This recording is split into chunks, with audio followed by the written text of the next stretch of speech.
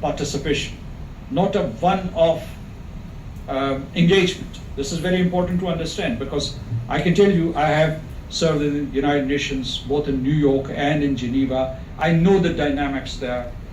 I know the culture there, the culture of apathy, the culture of realpolitik that I was talking about. You need constant presence, you need constant diligence. This is very important, because let me tell you, it's clear to all of us that if we talk to our groups like these, and if we do not reach out to outside actors, our narrative would remain confined to ourselves. We are all converted. We're all already convinced about the legitimacy of our cause. So we have to reach out to the international community, the United Nations, London, Brussels, or other capitals. Let me tell you, are not going to present Kashmir to you on a golden platter.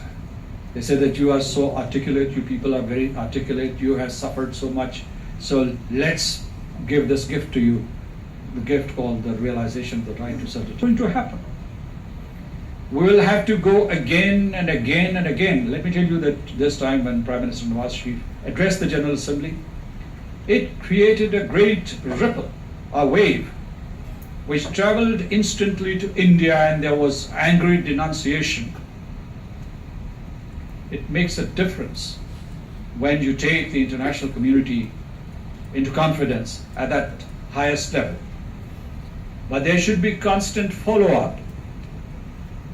Some 20 plus envoys were sent abroad. Some people were cynical about it. Some people said that, well, this 50% of the game is showing up. And I said, for God's sake, show up. And Pakistani parliamentarians showed up.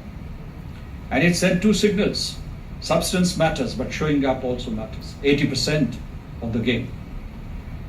And because the foreign officers would start thinking, and their interlocutors, they would start thinking about Kashmir.